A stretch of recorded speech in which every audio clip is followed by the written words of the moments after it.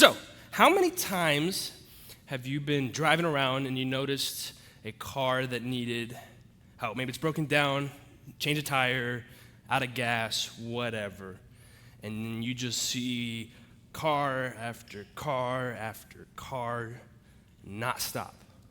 Or maybe you're walking in the grocery store and someone's walking out with bags and the bag breaks and stuff is just everywhere. And people are just not giving them any notice, not lending them a hand. Or maybe a mom's walking in a neighborhood, she's pushing a stroller, trying to get across the crosswalk and just no car stopping. She's just standing there waiting, and car after car after car just keeps going past. And people are kind of terrible, aren't they? They're just selfish. They don't notice one another. They don't care for one another. Am I terrible, actually? Do I not notice people? Do I just care about myself? I mean, got to be honest, I feel like I've done each one of those things before, unfortunately. People, myself included, just seem to be terrible. We don't seem like we want to leave our comfort of just doing stuff for ourselves. Now, when I was in college, I had a part-time job as a video and audio technician. My boss, Will Muff, he was teaching me a lot of stuff. I was learning stuff. I had no understanding of this job prior to being hired, but I really enjoyed the work. I enjoyed seeing the result of my labor at the end of the day. And if you can imagine, as a pastor, that just does not happen. You don't know if that middle school boy heard you or if he was picking his nose the whole time. But on top of a great work environment, I had a great boss. He was very intentional about how he invested in me and valued me. He learned through questions and just noticing that my love language was words of affirmation. And then through conversations, I learned that was not a skill he had. He was not good at that, but he was intentionally trying to add to me, to add value, because he knew and saw that that's what made me thrive at work. That made me a better employer or employee for him. And so he was blessing me through the work. And 5 years later, I still remember that conversation we had when he told me that he noticed my love language and he was trying to be intentional with that. But in thinking, 5 years later, I've kind of wondered how many times have I missed the opportunity to bless someone like Will was blessing me at work. Welcome, my name's Peter. I'm the youth pastor here at Reality. We are on our summer series called Summer Break. We are walking through this whole summer on this acronym BREAK. We are talking about the importance of living a questionable life. Now, before you get up and leave because you think you're at the wrong church, we're not talking questionable in the sense of a negative thing. We are working to foster habits of valuing people, of creating question marks in people's minds. Questions like, why do you act like that? Why do you care so much about me? What makes you so different from everyone else around me? And so talking about questions too, we do something here at Reality called Q&R. And so at the end of the message, if you want, I'm going to take some time to answer some questions, so you can download our app and you can find a live Q&R spot and you can type in a question for me and hope I can get to that. I also will be answering other questions on our podcast called One More Things. So that you should look for that later, a couple weeks after, so that if your question didn't get answered, I'll try my best just to give you a response to that. I also want to welcome our online crowd. Thank you so much for being here and joining us. But like I said, we're on this summer break series. The first letter of break is bless. And Lance talked about what bless is. Bless is adding beauty, meaning, value to someone. You're adding encouragement to them. You're literally just adding to them as a person. Now, bless is a very important task in being missional people everywhere we go. To build a habit of intentionally being for people and not for ourselves. See, at work, Will was blessing me through words of affirmation. Every time when he was giving me encouragement, he was adding to me, and I was thriving in that. Now, in his book, Surprise the World, Michael Frost talks about 3 ways that believers can bless one another in all aspects of our life. The first one is words of affirmation, acts of kindness, and gifts. Now, these 3 habits scream that you are being intentional with the people around you, that you are caring for them and showing that you value them. Now, these are 3 of the 5 love languages, and the other 2 are quality time and physical touch. Now, all 5 of these love languages, they speak to the idea of being intentional when blessing one another. Now, when we're talking about blessing, we're not doing it in the fact so that people can like us or trust us more, though that is a result when we are blessing and being intentional. It is just the act of being for the other person. So last week, Lance talked about the image of a beach ball and how when you go to the beach, you don't see someone just holding a beach ball and not like passing it with someone else. And if they do that, they honestly should not be on the beach because that's what it's for. Because we need to share the things we have. And he talked about the blessings, the gifts, all the stuff that God has given us. It is our responsibility to pass it on, to share it with one another. And so Lance hit a beach ball in the audience. And I was just one, and I sat over there, and I didn't get the beach ball, and so I was kind of bummed, if I'm going to be honest. So I brought more so that we can all hopefully have an opportunity. So please be intentional about sharing your beach ball. So there's one, there's another one, there's another one. Wow.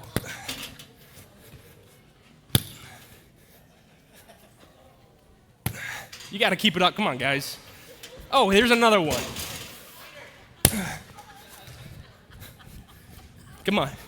You guys know how to bless each other. Come on. Where's the beach ball? I need a beach ball. I need one, Bob. Oh, that's a headshot. It's okay. We have grace. Okay, we got 10 seconds.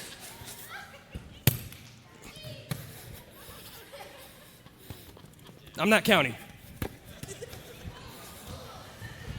Ooh, 5, I think maybe 3, 2, okay, 1, and stop. Un momento. Just kidding. Now, like I do with my students, if you have a beach ball, just put it on your chair. You don't need to touch it. You don't need to be distracted, okay? I know you can do that.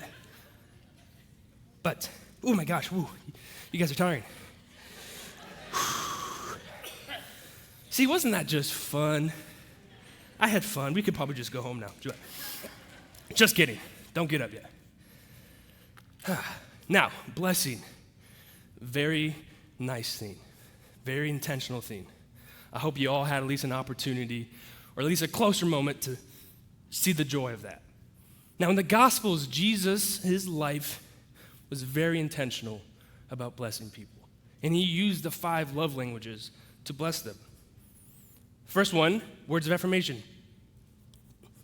When Jesus had entered Capernaum, a centurion came to him asking for help. Lord, he said, my servant lies at home paralyzed, suffering terribly. Jesus said to him, shall I come and heal him?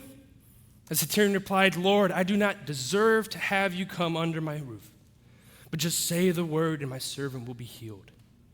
For I myself am a man under authority, with the soldiers under me. I tell you this one, go, and he goes. That one, come, and he comes. I say to my servant, do this, and he does it.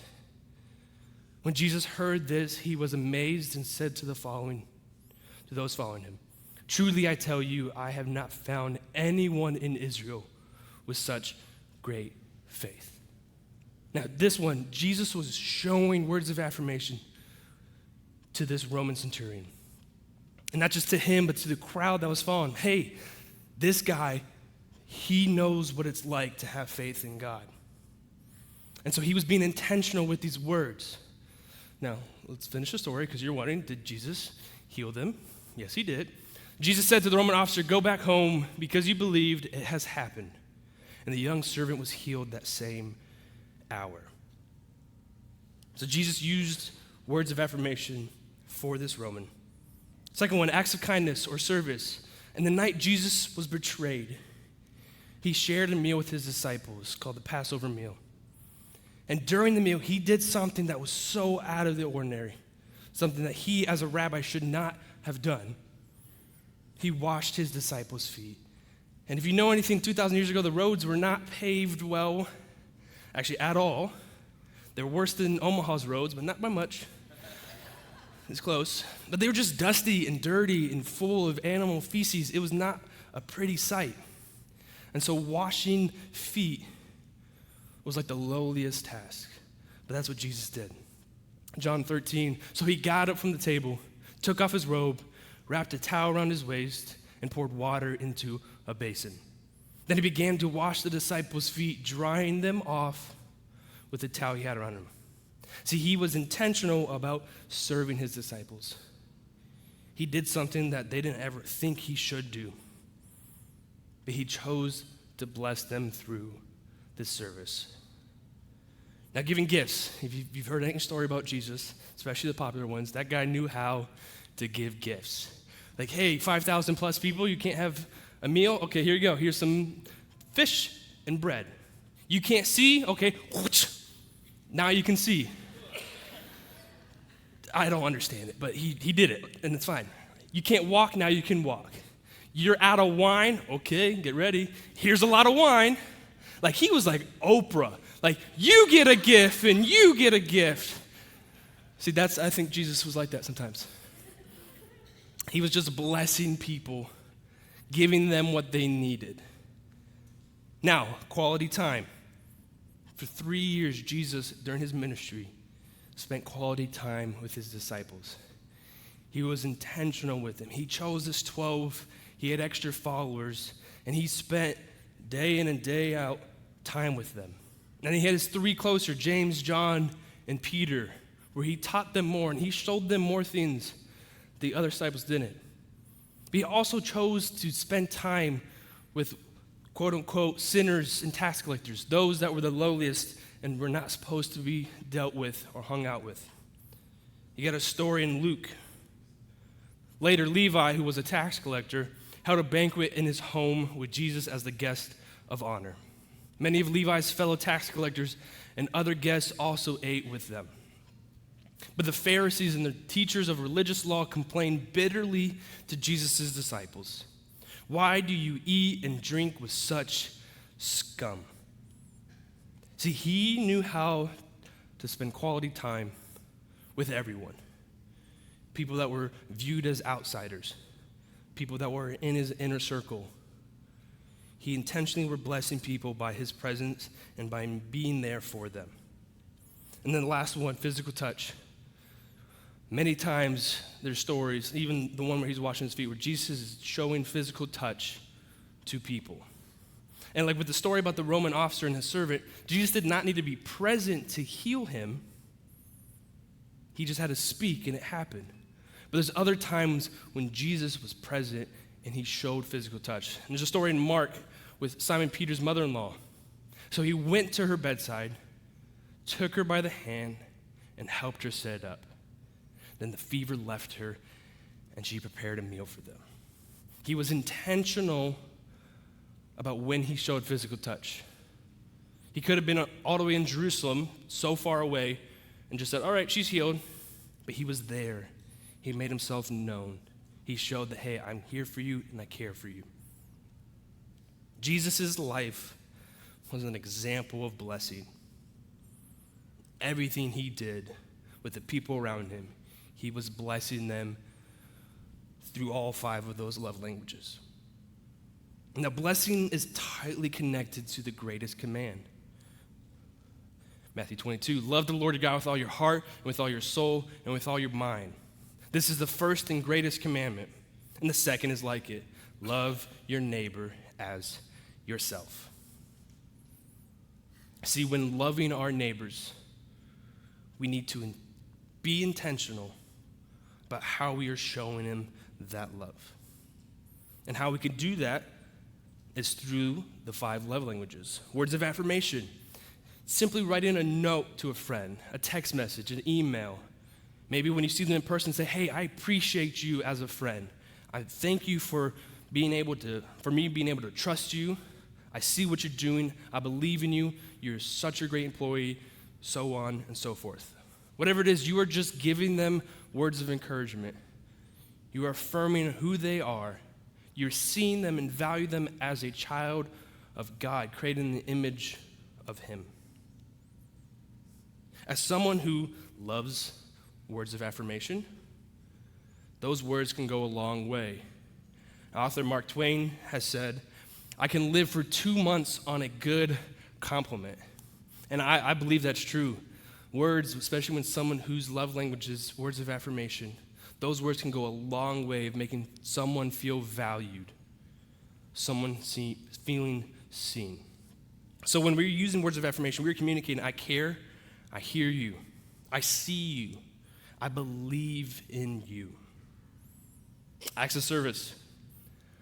Now this I'm really good at when showing love. I love to offer a hand to someone to lighten the load of their life, whatever it may be. Maybe it's helping someone move and pack up their house. Maybe it's providing a meal for a family in need, or watching kids for a newly family so that they can go on a date night. Whatever it is, or acts of service or acts of kindness is just saying, hey, I see you. I know that life can be so challenging. I want to just help lighten the load in life. Gifts. Now, when giving gifts to people, most of all of us can enjoy a gift. But someone whose love language is gifts, when they receive a gift from you, what they are seeing is that you are knowing who they are, you've thought of them, you know what they like, and you're being intentional about getting them something. And it doesn't have to be expensive, doesn't have to cost anything. Giving a gift is the act of the thoughtfulness and the intentionality behind the gift, and the moment to show, hey, this made me think of you, or I was thinking of you and I want to share it. It could be sending a TikTok to someone, like, oh my gosh, this is so funny, so-and-so would love this. That's a form of blessing, because you're communicating that, hey, I'm thinking of you outside of our personal time together. I know what you like, and I want to share this, or this made me think of you. And a person whose love language is gifts, they feel value just knowing that you are being intentional about what you are providing for them. Quality time, simply being undivided attention for the person. Not being distracted by our cell phones or what else is going on in life. You are communicating that, hey, you are more important to me than what is happening in my life right now. I want to give you the focus. I don't want to be distracted about the sports scores or whatever, or, oh, did I get enough likes on Instagram or something? You're just saying, hey, I'm here with you. I value you. You're more important to me than whatever else is going. Someone whose love language is quality time, that stuff, that just adds to them. They thrive knowing that you are prioritizing them. Quality time communicates that you value them and that they are important to you. And then lastly, physical touch. Now, in an appropriate situation, especially with someone whose love language is physical touch, you're communicating that I want to connect with you. I want to draw closer and grow in our relationship, in our friendship. Maybe it's a fist pump or a high five, pat on the back or a hug. Whatever it is, when someone's love language is physical touch, you're communicating that you know them, that you value them. Now, with all 5 of these love languages, when we're not intentional or we're unaware of the love language, they might not receive our acts as a blessing. Lance talked about that last week. The person who's receiving this has to view it as a blessing, otherwise it doesn't count. Like, you probably think in your head right now, someone who does not like physical touch. You've tried giving them a hug before, and they just kind of like whirl into a ball because they did not like it. And that's totally okay. We're all different. To them, a physical touch, a hug, or a fist bump or a high five does not communicate that you are trying to bless them and that you are valuing them. Now, obviously, there's grace, and hopefully they'll show you grace if you didn't know. But if you did know that that's not how they thrive, and you're still trying to show that to them, you're communicating that, hey, I don't get you, I'm not listening to you, I'm just going to do what I think is best. Now, all 5 of these, there's something that is very important for us in order to be intentional on how we bless, and that is empathy. Empathy is the key to mastering blessing. We have to get in their shoes, see what they like, what they feel, what values they have in their life. Not what works best for us or what's easiest for us. Like Will, he was not good at words of affirmation, but he took the time to notice it and to continue to practice this habit of blessing me at work. And that's what we need to do when we bless each other. See, simple acts and decisions in every part of our life, when being intentional, we are communicating that we are caring for the other person, that they are important to us. Now, we're not here to bless just to convert people. We're blessing merely because they have value, and we want to show that value to them. We have received something from God, the beach ball, the blessings and the love from God, and it is our responsibility to share that with them, to let go of it, to pass it on. Because when we do that, especially to strangers, we create the question marks in their head. We are living a questionable life because our society, our world is not full of blessings. It is people cursing one another. Also, when we bless and when we're intentional, when we show the love to people, we create moments where they get to ask questions. Why are you like this? Why are you doing this? And in those moments, we have the opportunity to share the hope of Jesus through acts of blessing. So, in order for us to grow in this habit, as a church, we are taking on this task this whole summer to grow in this habit and this idea of living questionable lives. And so, at the service, at those doors, at the garage doors, there's going to be a card that you can grab. Someone's going to be passing them out. And this card is just, it breaks down the acronym of BREAK. Haha, that's funny. Gotcha. It was dumb. Sorry. So what it says, under bless, I will bless 3 people this week, at least one of whom is not a member of this church. In order for us to grow this habit, we have to continue to work on it, to practice it. And blessing people, it's not going to come natural if it's something that you never grew up receiving or you've not had opportunities to practice it. And so, starting this week, our challenge, our task as followers of Jesus is to bless 3 people a week, one of whom is not a member of our church. Because when blessings go around in our community and here, but then outside in the other community, people start to see the value that they have, the importance of being created in the image of God. They get to experience the love of Christ. There will also be in the back a beach ball. I don't have them anymore. It's okay, I don't need them. So that you can take, if you want, as a reminder to not hold on to the things God has given you, but to pass it on, to share with those around you, to share the joy of God's love.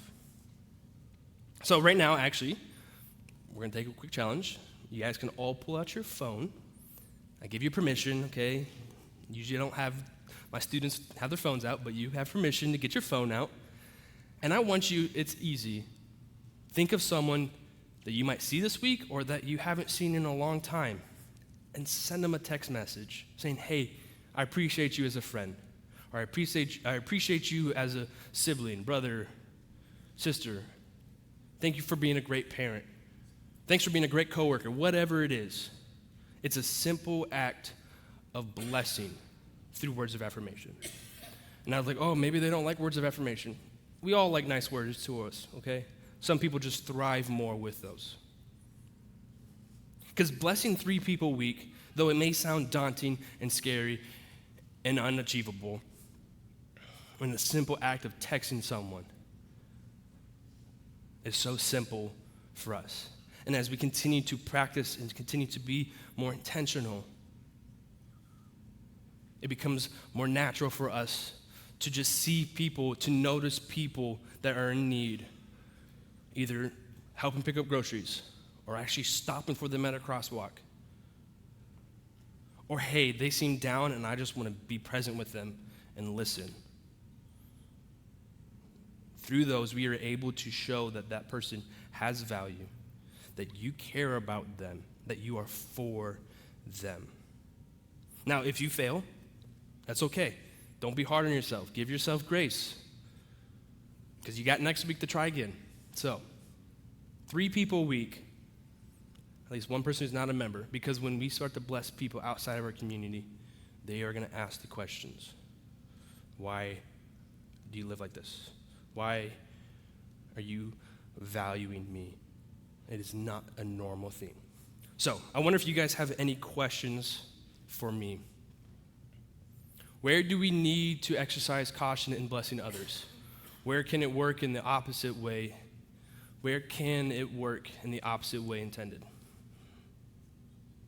I think, exercise caution is we got to be intentional. Again, like if you know someone who does not love physical touch, then don't try to bless them with a hug, because they're not going to feel it, especially if you already know.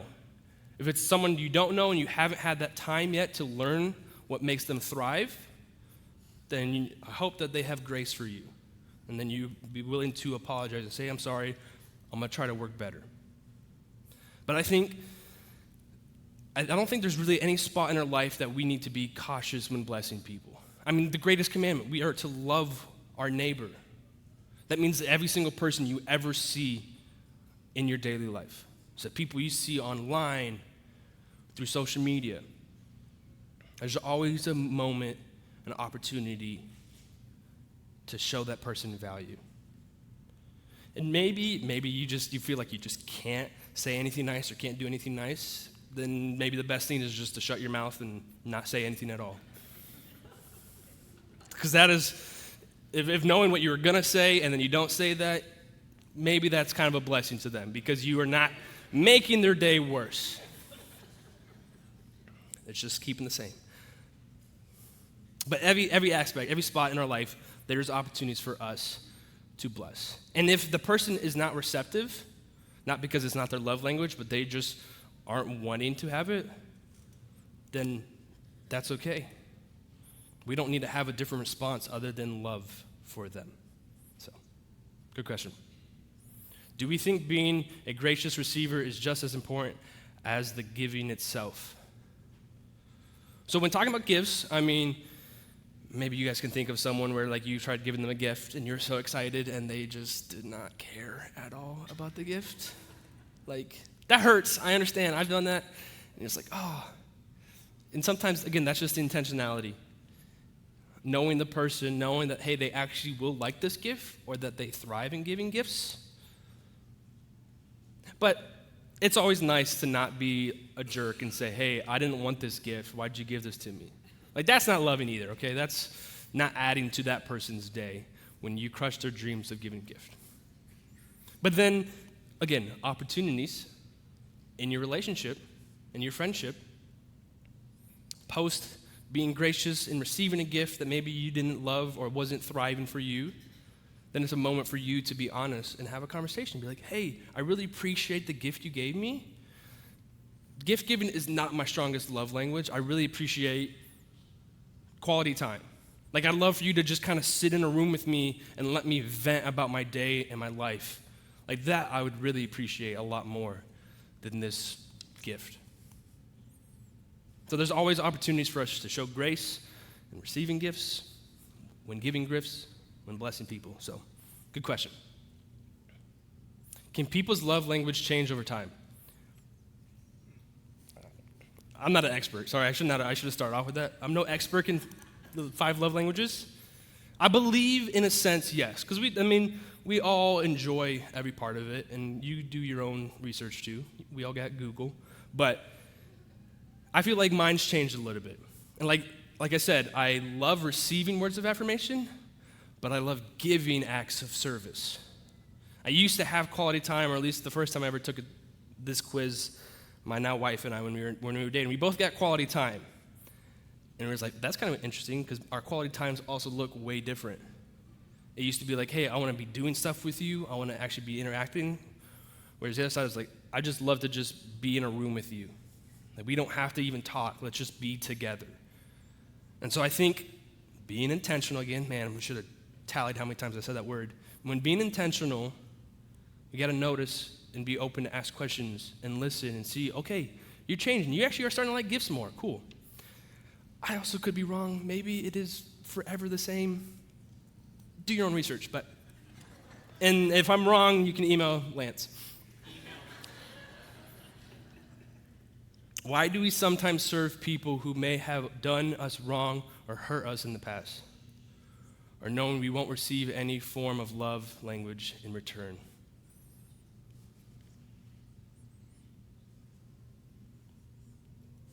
We do it, at least we're called to do it, because that's what Jesus did. I mean, he shared the Passover meal with Judas, the one who would betray him just hours later. He blessed him and he washed his feet.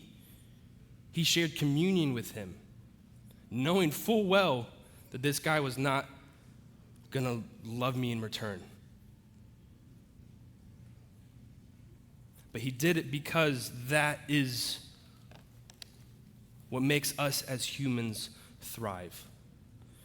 The greatest commandment. I mean, Jesus wouldn't say this is the greatest commandment and the most important thing for us to do.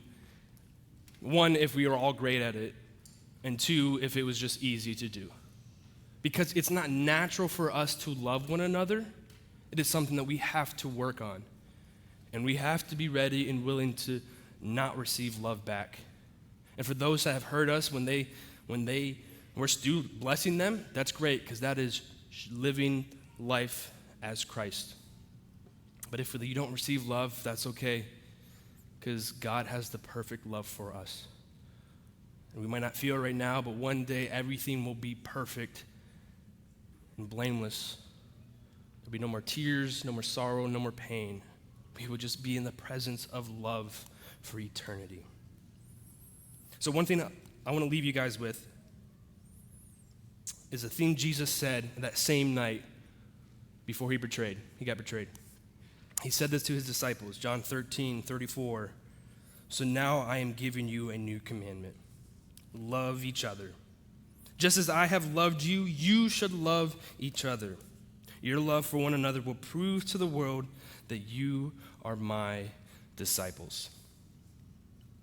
So reality, we need to prove to our community that we are following Jesus and blessing one another. We are loving them simply because they were made in the image of God and they have as much potential and value as you do. We need to be willing to notice them when other people are not. So let's pray. Father, thank you so much for your love.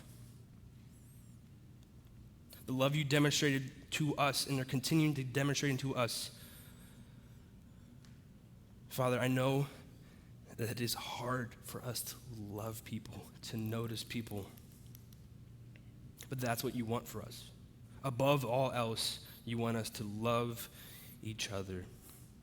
And so I ask that you strengthen us, you equip us, you guide us in our days and in our weeks as we continue to start this habit of blessing one another.